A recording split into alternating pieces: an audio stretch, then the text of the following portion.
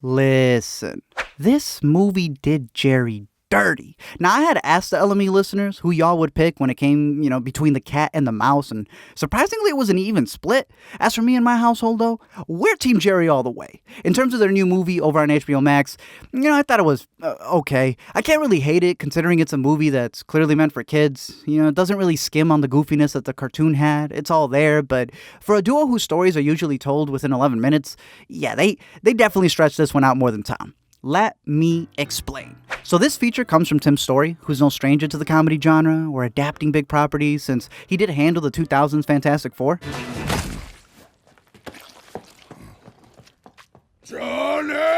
Now, in this world, all the animals are cartoony, so it's kind of normal to see a dude picking up after an animated bulldog. He just probably would have needed a hefty bag. It's clear that Roger Rabbit was a big influence in how they tried to create this world, which is interesting since Tom and Jerry were cut from that movie, as seen in some of the deleted storyboards, but this wouldn't be the first time that they've mixed mediums before.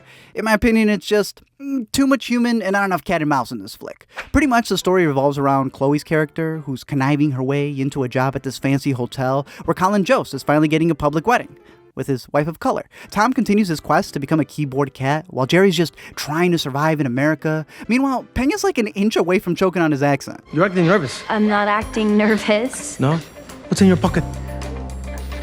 The monster's in the pocket! Here's the thing, though.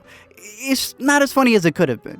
The cast is giving it their all, and I do think that they went all in, maybe two in. Like, there's a scene where Chloe's trying to capture Jerry, and he went up there, and the look on this girl's face was like she just found the one, which is funny because she's practically human Jerry. She's finagling her way into places the same way Jerry does. Her tie is Jerry's color, while Peña's is Tom's. Her middle name is Judith, while Peña goes by Terrence, which...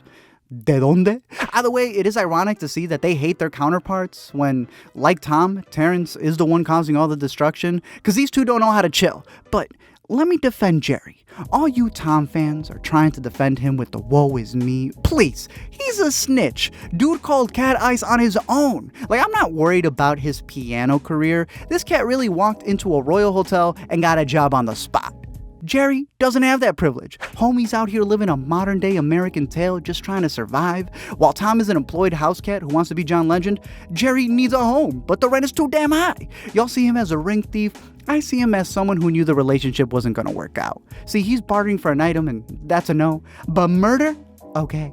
Y'all will really praise Parasite, but then have a problem with Jerry taking the tiny hotel shampoos. That said, yeah, I'm not gonna lie. He is a pretty slick one. There is a reason why his OG name was Jinx. Now, drop the brink. All in all, I also think there's a reason why their cat and mouse shenanigans have endured almost a century. They have the most Oscar wins for an animated duo. Some of the best parts of the movie are the homages they do to classic stunts that they pulled on each other throughout the years, and it just proves the magic of animation. You can adapt them into human forms to showcase a young swindler trying to survive in the city, or an uptight stickler who feels society is turned on him. But I think what makes the cartoon great is the limited amount of dialogue. So far, Warner Bros. Has this thing with focusing more on the human characters and not the title characters of their movies. And as committed as the actors can be, we're not there for the star power of the cast. There's a reason why they credit Tom and Jerry as themselves, and even had them doing their own press. Overall, the movie was alright, and while I give it a stream it, the way streaming is working nowadays, it kind of feels like a rent it, since it'll be gone off of HBO within a month. So if you're interested in catching it or are going to get the service, just, make sure your subscription overlaps so that you can catch Judas as well. In terms of Warner Bros. Family films, though, I think it's only a matter of time before they figure out how to balance all of the classics that they have and adapting them for a new generation. I'm just hoping it's in time for the Space Jam sequel. Thank you guys for checking out this video. I'm curious to know your thoughts down below in the comment section. Are you Team Jerry? If not, why? Other than that, I'm curious whether you like this one, what other ones you're curious on seeing them get adapted into. Hopefully not everything's going to be this hybrid thing. I think it's okay to just have a full animation out there, but when it comes into a family films, you usually have this little meter where it's either going to be too kiddish, just right, or maybe too much for adults. This one definitely leaned more on the kids side, which I don't think is a bad thing. You look at the Warner Bros. Kids YouTube channel, you can see how many kids are still attracted to the shorts, and they don't even know what the dislike button does. But I do think that there will come a time where we'll get better adaptations of these. Maybe there just can't be that much money riding on it. Like, you look at what fans can do, and sometimes they come up with more interesting things. So maybe it's just a matter of time. But it's interesting to see that Tim Story is also going to be working on a Monopoly movie with Kevin Hart. So he's got that in the future. But I did want to bring up that one of the writers of this movie, don't hold it against it, but anytime that I can, he did write Brigsby Bear, and anytime I can shout out that movie, I will. So definitely go watch Brigsby Bear in case you saw this movie and ended up in this video.